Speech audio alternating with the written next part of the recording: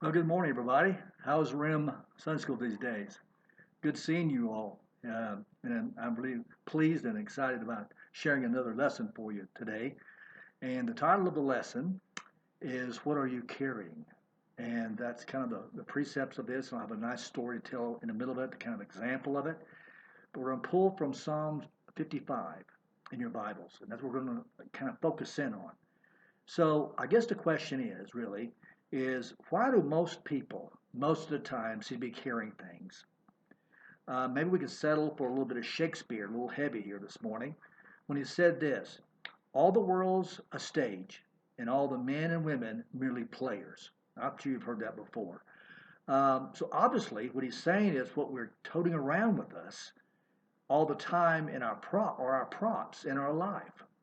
And those carry-on items in our life define our parts and help our scenes along. And so that's really what Shakespeare was talking about. What we carry around in our lives really defines who we are, and it's something a lot about our character in this sense. And that's what I want to talk about. What I'd like to do is go back to verse 22 of Psalms 55. If you have your Bibles, but I'll read that verse to you because it's kind of the theme about what I want to talk about. Cast your cares on the Lord, and he will sustain you. He will never let the righteous be shaken. I'll read it again. Cast your cares on the Lord, and he will sustain you. He will never let the righteous be shaken. So look it up because it introduces a theme that really appeals to us today, for we all carry burdens in our life. I mean, this is a world of burden bearing, really, in our lives. I mean, we've always had things in our life that we have to put into our lives that we have to carry for long distances, maybe for a lifetime, whatever it may be. I mean, there's sorrow, there's troubles, there's challenges. There's no respect of persons, no gender or anybody else, or someone that goes to church more than we do. Even it's a part of life that we have to carry around. And those statements in Job 5:7 and 14:1 are so true if you want to look them up. Some have to have heavier burdens than other people, and some have little conception of the hidden burdens that sometimes that maybe our own friends own and are carrying around in their lives.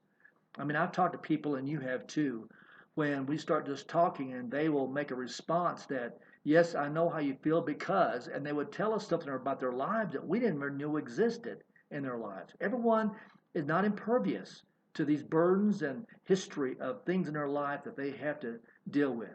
And sometimes the deepest and most troublesome burdens are not seen, so no matter where. And I love to do this, and I'm sure I'm not alone in this, to stand along a busy street or inside of a shopping mall and look at people.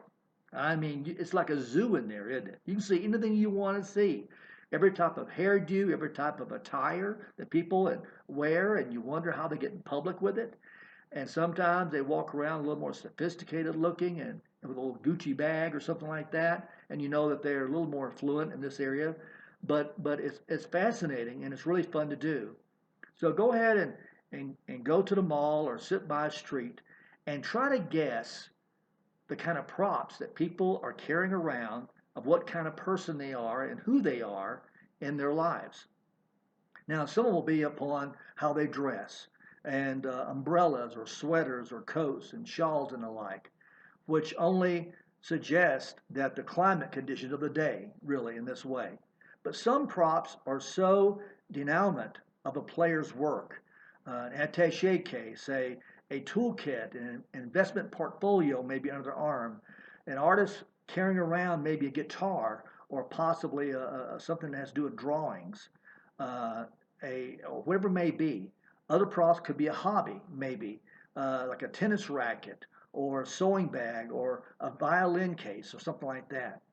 Uh, there's an economic status, maybe, of some people.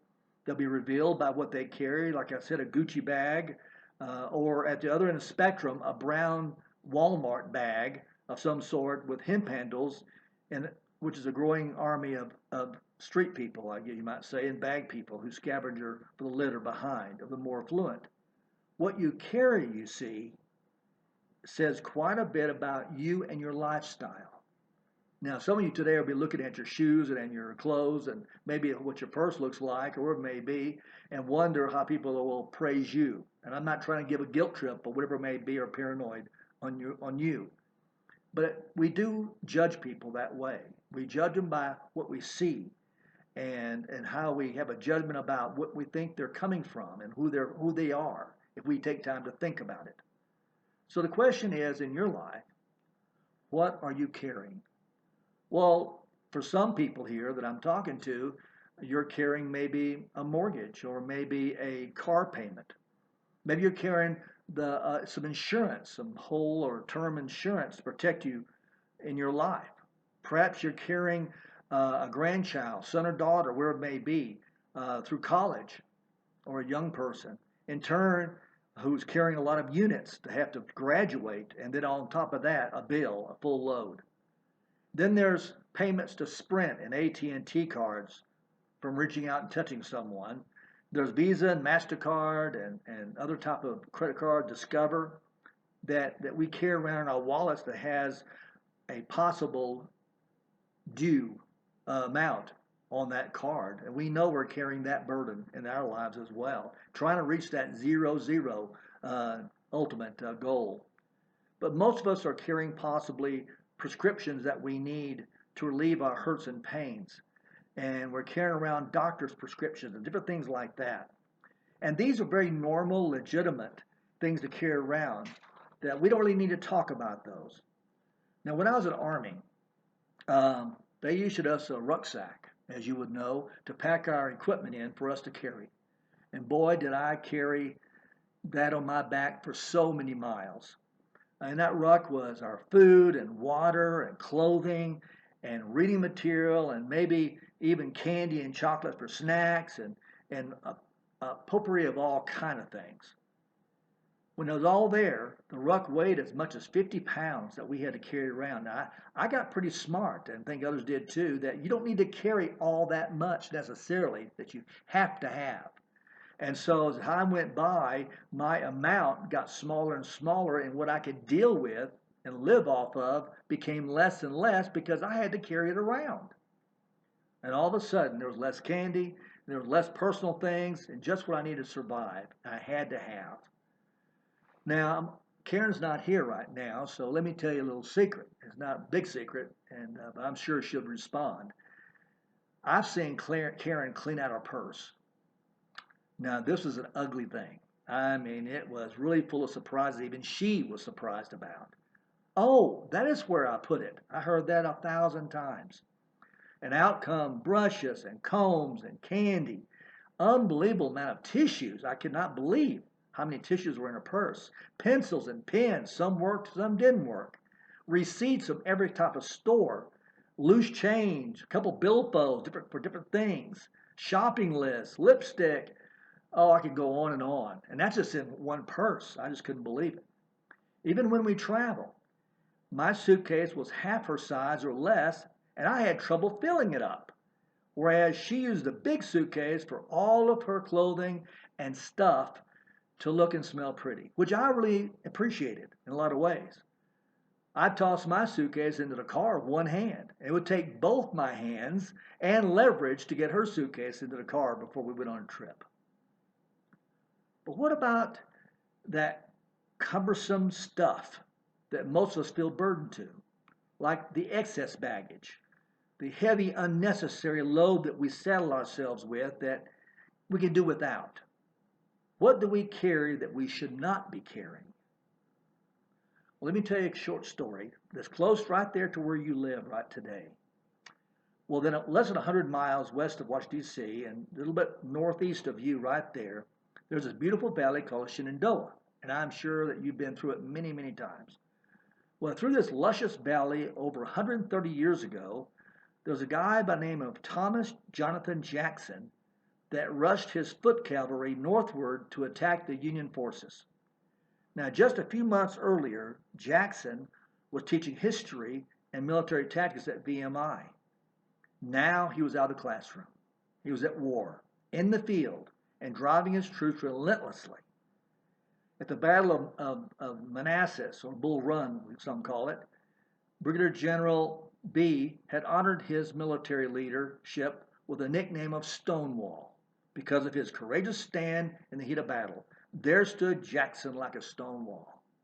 Well, get back to our story. Jackson, Stonewall, traveled light while on campaign. Once, when he asked the location of his headquarters, he said wherever his hindquarters was. That's where his headquarters was. So he carried only minimum equipment and supplies. Now, Stonewall Jackson was leading a very battle weary and hungry soldiers, troops through the lush Shenandoah Valley, and he wouldn't allow them to stop and eat.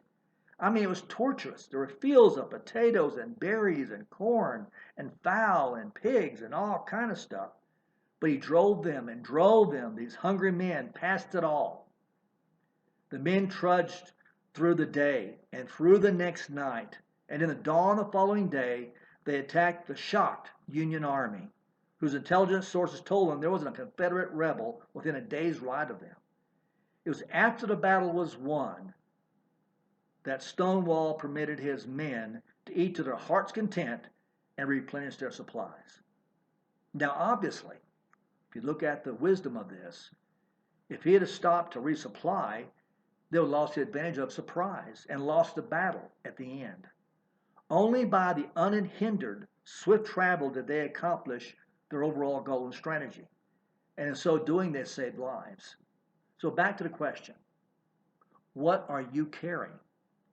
Well, some must carry, to live productive and comfortable lives, some things that you must carry and have.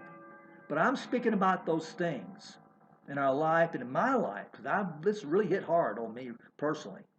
That anger that I had toward people that I've been carrying around for years, that I've never let go of, because I had this memory of it. And someday I was planning to tell them what I thought. And that puts a damper on everything I've done. I didn't realize it was festering in me. And what about those unforgiving memories of how I treated someone or they treated me? Or you carry around revenge maybe and a little bit of hurt that just sucks the joy out of your life and happiness out of everything you want to do. And maybe some worries that plague you about your health, about how you're going to take care of yourself as you get older. Or maybe even right now, whether your children will be okay after you're gone. These worries that burden us. Am I pleasing God in everything I do? Is my family happy? Can I do any more to make them happier? Can I leave them a memory and legacy? All these things, you see, can lie in our hearts and mind and just take away the joy of our life because we're carrying it around in our hearts. And we feel guilty about what we've done or not done. Yes, we carry unneeded things around in our heart memories. Well, I'm not going to leave you with that. Let's go back to Psalms. Psalms 55 really shows us what to do about this. So, what kind of burdens do people carry around? Let me give you about 9 of them and see if any of these are in your life. Well, first of all, they're burdens to do with the home. In other words, that sweet, sweet home of ours, it has to do with maybe how we have to pay for it, or maybe the people we live with there, or maybe whatever may be those burdens that come around with sickness and broken relationships. And then there's the burdens of business responsibilities. Maybe we're at Social Security, or maybe we do have a job on part-time, or maybe it was something that's coming in that we've invested in, and we worry about that. Well, we'll take care of us. Then third, maybe it's in connection with the Lord's work. If you look at 2 Corinthians 11:28, it'll talk about that. That maybe we worry that we're not doing God's work, or maybe we're missing something and not being a faithful Christian. Then number 4, maybe burdens that have to do with our friends. We look at verses 12 to 14. And we see that maybe we're not being the best friend we should be, or maybe our friends aren't treating us and we're carrying that around in us in our lives. Then the physical burdens. My body and I know that you empathize with me in this, but when I get up, it's not the bed creaking only, but it's my bones creaking. And when I go outside and take my walks and things like that, sometimes I feel a pain that I had not felt before, or that I thought it was gone and it came back. Yes, my body is starting to get older, I'm not losing any more hair, thank goodness, but I am starting to creak and groan a little bit and that worries me. Will I be around to take care of Karen and my children? How long will I last? Will I have a quality life to the end? Those questions really bother me. And then there's those temperamental burdens, which makes us prone to feel worry and depression and despair. Those things that when all of a sudden we're fine, then all of a sudden someone mentions, well, they had this problem. We go, oh man, I wonder if I have that. Or what if I should go through that? And that kind of brings on this emotion, and we carry that burden around in us of worry about something that's not even part of our life yet. And then there's things that we sadly have. It's called loss and bereavement. And that's those things that come out, like John talks about in chapter 11 of John, that talks about those time in which our hearts are broken, in which we lose people we love and care about. My father, in his last few years of his life, talked about, and wept on a phone with me several times, about his friends from World War II and his unit, and that he kept in contact with, were dying off. And he was losing his friends. And it really broke his heart because he knew that life was coming to an end in his generation, just like mine as well. So that loss, it hurts. And then that disappointment burden that, no, if I could have, if I would have, comes to our mind. We worry about things that from the past that we've disappointed people in, and things that we can never do, maybe. Our bucket list is never done. And I worry about that. And then the last, the heaviest of all, is sin that we all carry around. The burden of unforgiven sin, and guilty conscience, of the temper, of the personality, the things that we know we keep failing at that St. Paul talked about. Why do I keep doing this when I know I shouldn't do it? And he carried around that burden in his life. Well, if you didn't feel burdened and a little down right now, I guess I put you there, didn't I? I didn't mean to. But let's get back to the cure of all this in a lot of ways.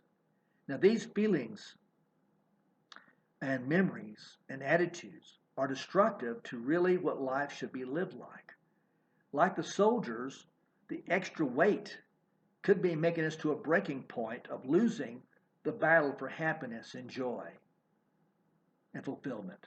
So why are we carrying them around? Who's telling you to do it? Who's making you carry this in your backpack? You are, and I am in my life. So let's go back to Psalm 22, 5th chapter, of Psalm. In this psalm, we were told several things we're not to do in relationship to burdens. First of all, we are not to doubt God. I mean, doubt comes at us. I mean, that's part of life, and we know that. But when we dwell on it and start believing it when troubles come, then that's when God seems far away. But there is no relief in doubting God.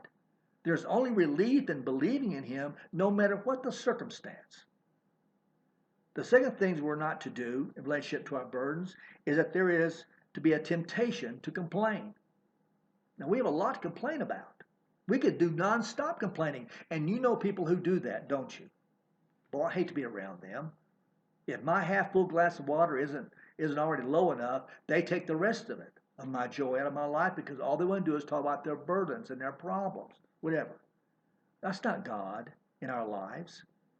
He didn't want us to complain about it. Verse 2 gives us illustration of this, but there's no relief in complaining and self-pity. The third thing that we are not to do in relationship to burdens is despair. It's easy to give up.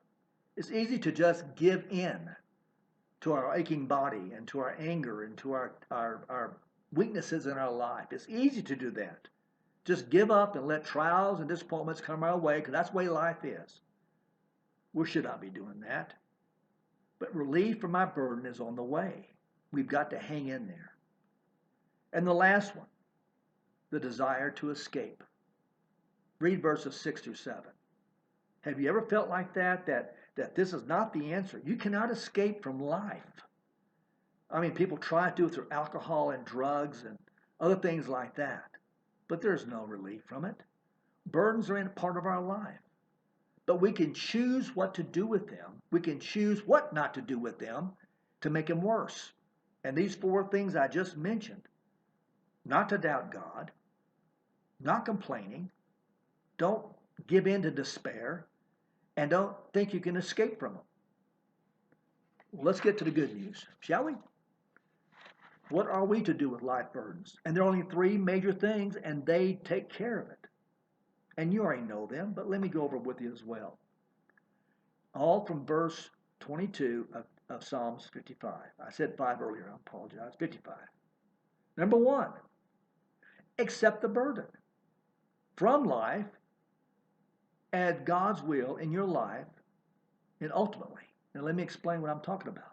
The word burden here means that what she has given you, or the word may simply mean gift. Now how can a burden be a gift? Well, God doesn't give us our problems. We create those on our own. And life gives us problems no matter what. So it's not his loving will for us to be burdened down with them. But because life is in the freedom of choice of him and the love of him, he gives us a freedom to choose. And through the choice, we have the burdens come in our life because we make mistakes and we're susceptible to being human. His ultimate will is to be free, like in the Garden of Eden, but that's not what's going to happen right now. So we give in to that and say, okay, I'll have burdens, and God's allowed me to have them. Praise be his name. Because I know that these burdens will be ultimately helpful to me because it'll help my prayer life, it'll help my worship life, it will help me be a better person because I struggle through them. Romans 8:28 says it all. He permits us, but he didn't create it. Our troubles are derived from lack of wisdom and faith. Our troubles are there, but they're there and God uses them to make us a better person. Number 2, cast the burden upon the Lord. Cast means to fling or to hurl it out. It requires an action and an effort. Daniel was cast into prison. Jonah was cast into the lake, to the sea. John was cast into prison. The devil would be cast into the lake of fire in Revelations. And you and I are to be cast our burdens upon the Lord. He wants them. He wants our burdens. He wants us to talk with him and say, God, I can't do it by myself. Please take them from me and give me wisdom on how to handle them. This is when he proves his strength and his grace in our life. He wants us to learn from the heavy burdens from whom it came. That's why God permitted it. How Paul prayed for it to be removed and what God said to him in 2 Corinthians. No, I will not take them from you, God said, but I will let them be a blessing to you and to the people you minister to. Cast your burdens upon the Lord. And lastly, once you cast them, leave them with the Lord. Because if you try to take them back and say, here they are, God, well, I'll try to do what I can, then you don't have faith in God. You're doubting him. Once we have cast our burden upon him, he assumes full responsibility for it and for us. And he promises to sustain and uphold us. Once again, Psalms 55:22. He will sustain you. But more, he will never let the righteous fall. That's a promise. He didn't say maybe. He didn't say under circumstances. He said never let the righteous fall. He will sustain you. Accept it, that that's part of life, and know that you're okay. Cast the burdens upon the Lord and seek him out to help you through them. And he will help take that weight off of you and help you manage it. And then leave it with him and walk away in faith into life. Because he will sustain you. And the burden will be light enough that you can handle it. Because he's taken the load off of your shoulders. Here's a great poem I want to share with you as I close. Fear not, I am with thee. O be not dismayed. For I am thy God, and will still give thee aid. I'll strengthen thee, help thee, and cause thee to stand. Uphold my righteous, omnipotent hand. So drop the unnecessary baggage by doing something about it. forgiving those who need forgiving, putting your priorities back in order, controlling your worries instead of the other way around, clean up your past, and make your life full of joy, and get back into relationship with God, and let not the burdens burden you down, but let them be a stepping stone, a diving board, springboard into greater wonderful miracles that God will have for your life. God is not done with you. Give him, because he's big enough to handle it. Praise be to God. Boy, I feel better already, don't you? My rut just got lighter. God bless you, and may you have a wonderful Sunday school class. I'll see you again next Sunday. Bye-bye.